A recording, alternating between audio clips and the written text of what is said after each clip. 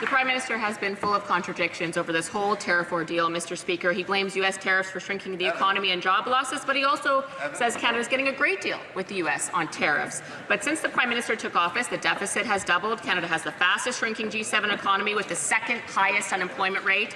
$54 billion of net investment has left Canada, and 86 over this whole tariff ordeal, Mr. Canada Post is taking advantage of the leverage that Ottawa gave it to intimidate its employees and force them to back down.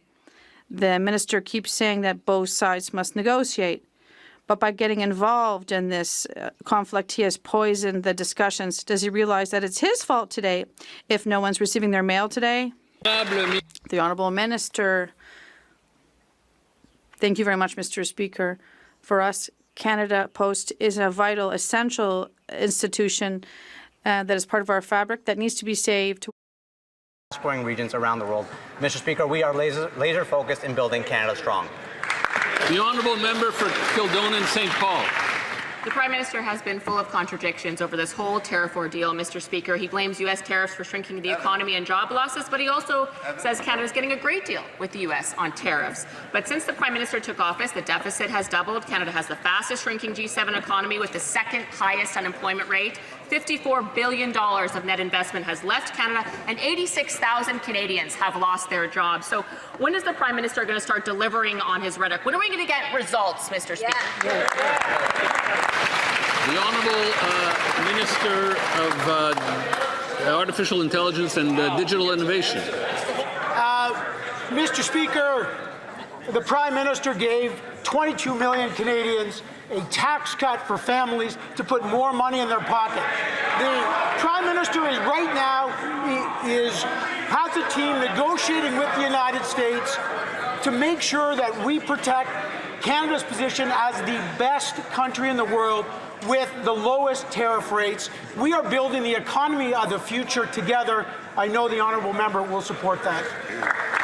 The honourable member for Prince George, Peace River, Northern Rockies. Mr. Speaker, the Prime Minister promised to, quote, negotiate a win with President Trump by July 21st. Still no win and still no deal. Because this Prime Minister failed to negotiate a deal, U.S. tariffs on Canadian softwood have jumped to 35% this summer, and next week they'll jump to 45%. Since 2015 in BC, 29 mills have closed, and we've lost over 68,000 jobs. For the sake of all British Columbians, will the Prime Minister finally get a deal done and end U.S. tariffs on softwood lumber? The Honourable Minister of Agriculture and Agri-Food. Thank you, Mr. Speaker. Mr. Speaker, Mr. Speaker, we're working extremely hard to open up new markets right across the country and around the world, Mr. Speaker. 96% of agriculture products are moving tariff-free across the border into the U.S. We're proud of that, Mr. Speaker. We're going to stand alongside our farmers. We signed a new bilateral agreement with Indonesia, Mr. Speaker, and we're continuing to work hard. Next week, Mr. Speaker, when a lot of people from this House will be put their feet up, we'll be in Mexico working on more deals. Thank you, Mr. Speaker. The honourable member for North Island, Powell River. The Prime Minister promised to, quote, negotiate a win with President Trump. He promised a deal by July 21st. Well, it's October, still no deal, still no win. Instead, tariffs on Canada have doubled. But now we hear the PMO is reportedly telling media that tomorrow all steel and aluminum tariffs will be lifted. But what about lumber? U.S. lumber tariffs on Canada have increased by more than 100%. Jobs have been lost. Mills have been closed. Will the Prime Minister's long overdue deal tomorrow include an end to tariffs on Canada's incredible forest industry? Yes or no? The Honourable Parliamentary Secretary to the Minister of Natural Resources. Mr. Speaker, we've been clear that U.S. tariffs on Canadian softwood lumber are absolutely unjustified, and we are working at every level to resolve the softwood lumber dispute. To date, we have announced more than $50 million in income supports for more workers, $700 million in loan guarantees, and $500 million in capital investments to make the industry more competitive and retool it for the future, including to build more Canadian homes. We will buy Canadian, we are ready to build, and we are changing federal procurement processes to require companies contracting with the federal government to procure Canadian lumber. This is how we build the strongest economy in the G7.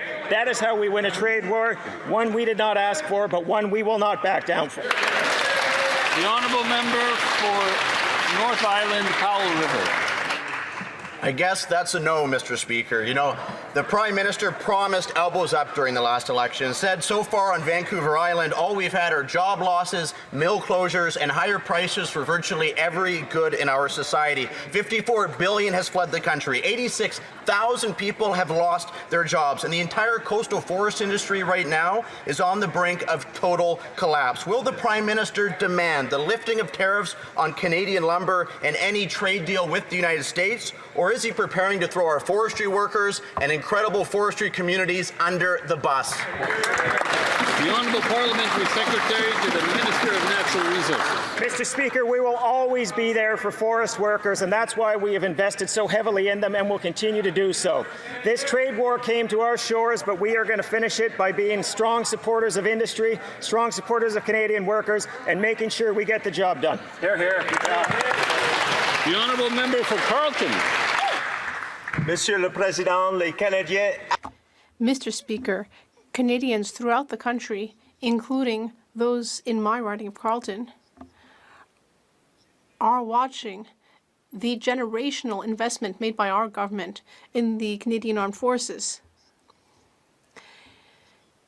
At a time when Canada is diversifying its trade relationships and is increasing its military presence throughout the world, we know that that is having a positive impact on our home industries. Can the Minister tell the House about our recent investments in national defence? The Honourable Minister of National Defence.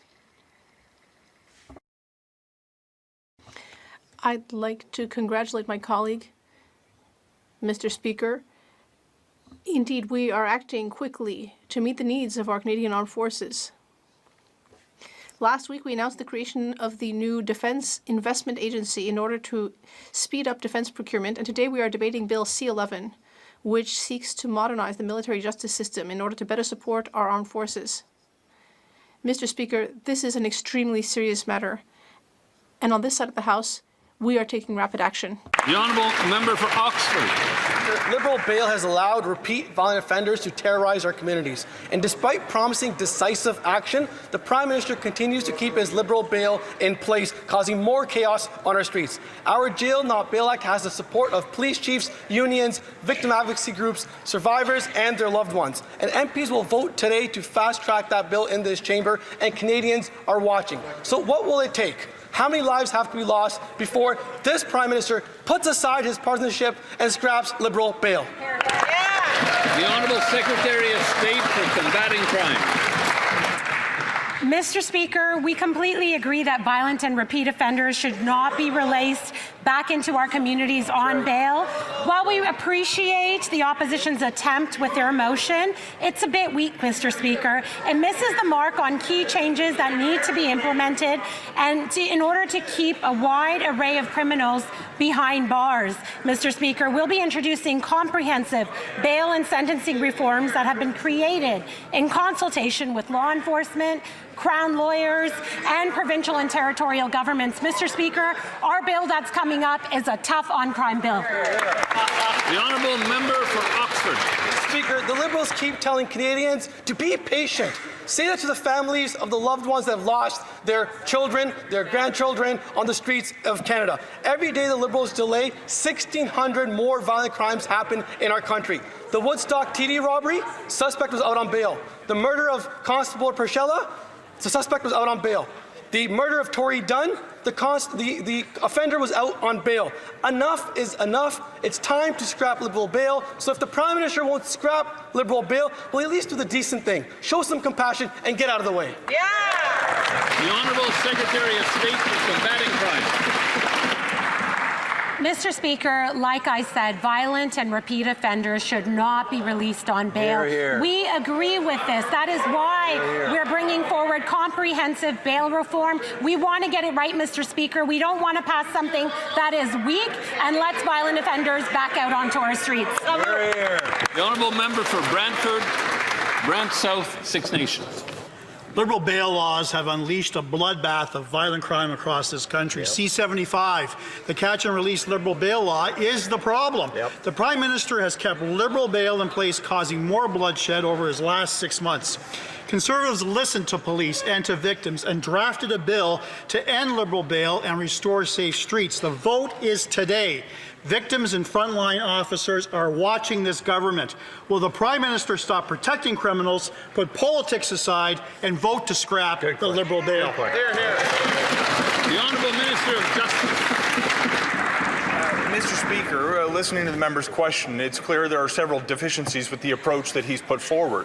First, Bill C-75 actually makes it harder for offenders who've been charged with intimate partner violence to be released on bail. He would make it easier to have them get out into our communities. Second, Mr. Speaker, he claims to have engaged with law enforcement in the formation of this bill. When you actually look at the measures they're proposing to put forward, it barely scratches the surface of what law enforcement has told us in the first few minutes of conversations. We have a comprehensive set of reforms coming to the bail system that will be designed to make communities safer. I hope in the next number of weeks when this bill comes forward, Conservatives will finally do something in support.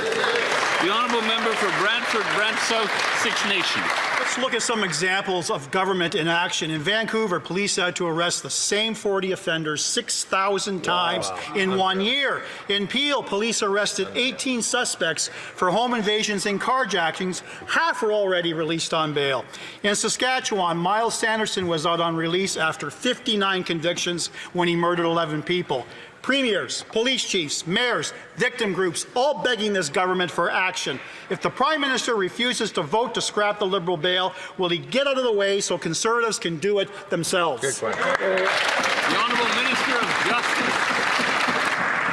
Mr. Speaker, with great respect to my honourable colleague, we have one point of agreement that we need to take action and change Canada's laws to make it harder for violent offenders to be released into our communities. The good news, Mr. Speaker, is the legislation we're putting forward will do exactly that. But what I can't accept is a half-baked idea from the Conservative Party, who seems to have taken something that they've copied and pasted off an American bumper sticker to adopt laws in this country. Mr. Speaker, in the last federal election campaign, sovereignty was at the core of that electoral choice that Canadians made. And I can tell you constituents in my riding, and I expect in the members opposite, want Canadian laws to be made in Canada. The Honourable Member for Parkland. Well, Mr. Speaker, these Liberals keep talking about the things that they will do. Well, they can do something today and vote for our motion for jail, not bail. The Liberals' criminal experiments have unleashed a wave of violence on our street. Police and victims agree C-75 is the problem.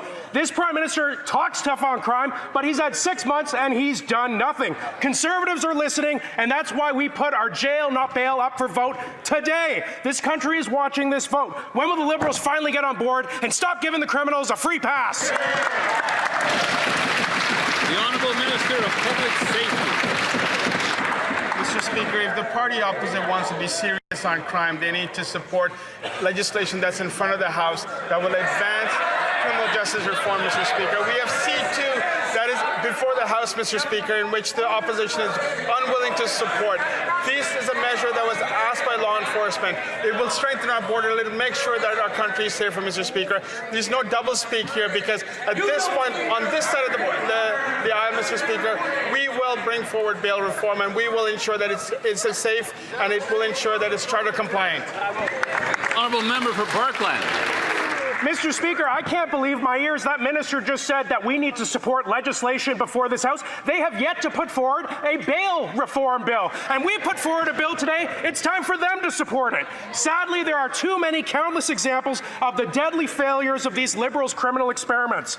In July, a young mother was killed in broad daylight by her ex-husband with a hammer. This brutal attack happened mere hours after he was convicted of assaulting her. He was on bail and he was released after he was convicted. It's time for the Liberals to end these soft on crime experiments. It's time for them to put their blind partisanship aside, stand with us, pass this bill, jail. The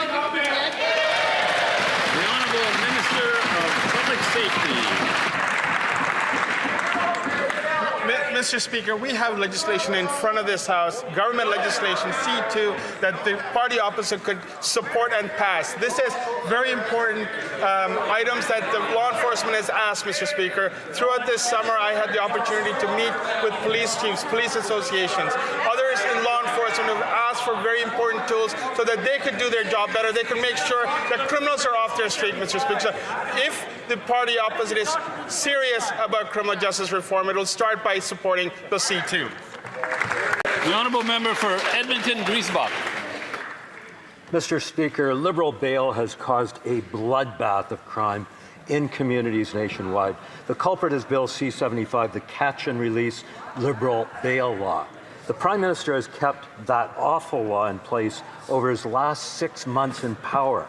But Conservatives have taken advice from police and victims to draft a new bill to scrap Liberal bail and bring peace to our streets. The House votes on it today.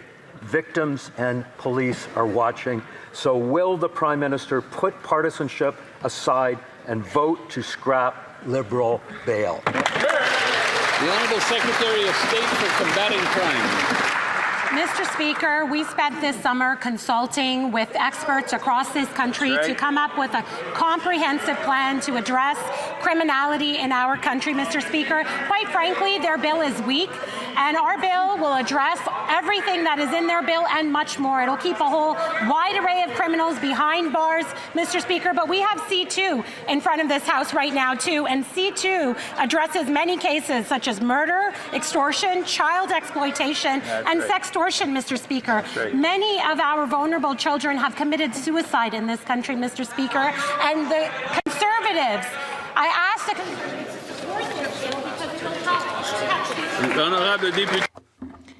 The Honourable Member for Charlebourg, Haute-Saint-Charles.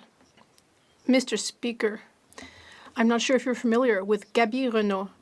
She was a woman who was killed in Saint-Jérôme 4 weeks ago by a man who had been arrested 30 times, had broken bail conditions 16 times. All of that because of Liberal bail. But the good news is that my colleague for Oxford, with Bill C-242, in consultation with police officers and victims groups, that bill is ready to be passed. Will the Prime Minister tell his government, his members, to vote in favour after question period today? Yes or no? The Honourable Minister of Justice. Mr. Speaker, we need to change Canadian legislation to strengthen the bail system. But at the same time, Mr. Speaker, we recognize that the bill that's before us today has many problems. Not going to take a bill that is completely deficient, that does not scratch the surface of what law enforcement, provinces and territories and experts have informed us on over the last few months. Our job is not to pander with slogans, but to advance solutions to help Canadians save. That is what the government legislation is going to do. The Honourable Member for Charlebourg, Haute-Saint-Charles. Mr. Speaker, the gaps have been caused by the Liberals over the last decade. Bills like C-83, like C-75 have all led to crime going up in Canada. A bill has been tabled here in this House, a bill that is based on consultations with all stakeholders that will make our streets safer to help women avoid the fate that struck Gaby Renault. Will this government vote in favour of the bill today, yes or no? The Honourable Minister of Justice. My honourable colleague's argument is self-defeating.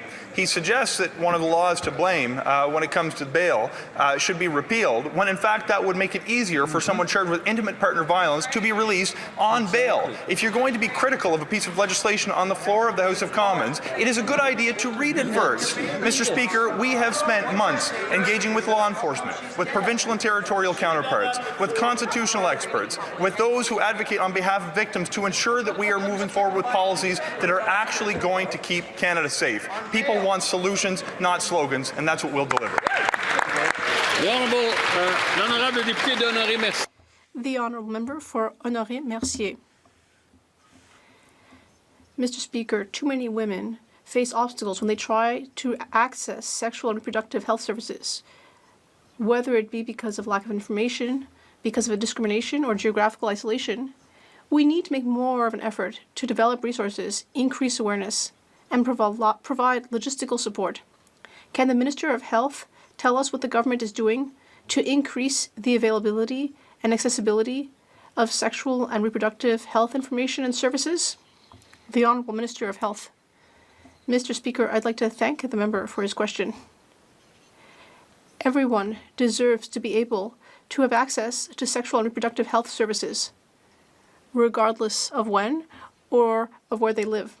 That's why last week I was so happy to announce that we will be offering funding to groups like the Disabled Women's Network of Canada, the Canadian Association of Community Health Centres, and other organizations, which are offering community solutions to broaden access to sexual and reproductive health services. This will help many more Canadian men and women to fully participate in the job market. Kamloops, Thompson, Nicola. Mr. Speaker, Liberal policies, Liberal bail have caused a bloodbath of crime throughout Canada. So much of this comes back to the Liberal bail provisions of Bill C-75. But Canadians should not have fear, Mr. Speaker, because we have a jail, not bail bill that we will be voting on today. In fact, Peel, Halton, and minutes ago, the Toronto Police Association endorsed our jail, not bail bill. So, when the Justice Minister says our bill is deficient, will he tell those police associations they're wrong? Yes or no? The Honourable Secretary of State for Combating Crime. Mr. Speaker, like I've said before, our comprehensive legislation that is just coming out. Well, we're going to take that one from the top. I suppose I could turn up the volume a little bit more, but I think I'd like to try to keep it at this level and see if we can respect that. So, the Secretary of State for Combating Crime. Thank you, Mr. Speaker. Like I said, we spent this summer consulting with police chiefs across the country, associations. The legislation, the comprehensive legislation that will be coming out in a few weeks is recommended by police agencies across this country, Mr. Speaker. It contains a lot more than the piece of legislation that is being offered by the Conservatives, Mr. Speaker. Quite frankly, their piece of legislation is weak. It doesn't address all aspects of crime. Everything that Canadians are looking for will be addressed in our upcoming bill. Member for Kamloops, Thompson, Nicola. Well, Mr. Speaker, if the legislation is so weak, why are the Peel, Halton, and minutes ago Toronto Police Associations endorsing our legislation, Mr. Speaker? Mr. Speaker, the reality is that bail is out of control. In Kelowna, 15 people were responsible for 1,335 police calls. One person responsible for 223, alleged to violate bail 31 times, not showing up for court 32 times. These Liberals tell us what they're going to do. What have they done the last 10 years? Diddly poo. Will they pass our bill? Yes or no?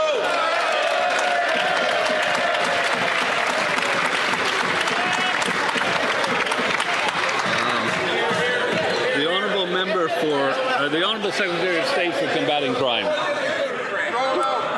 Mr. Speaker, you know what else has been endorsed by police across this country? C2 and our Stronger Borders bill. Every police agency across this country has endorsed that piece of legislation.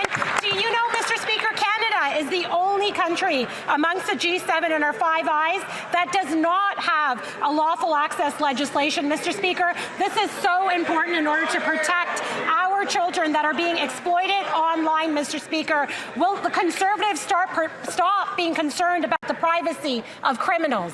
Here. Good job. The Honourable Member for Brampton West. Mr. Speaker, Liberal bill has caused a bloodbath of crime in communities across this country. Just last week, a man was stabbed on a bus in Brampton by a criminal out on bail.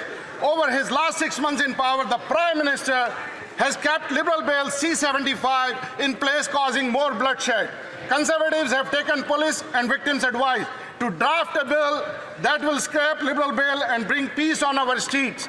The House vote is today. Victims and police are watching us. Will the Prime Minister do the right thing and vote to scrap the Liberal Bill today?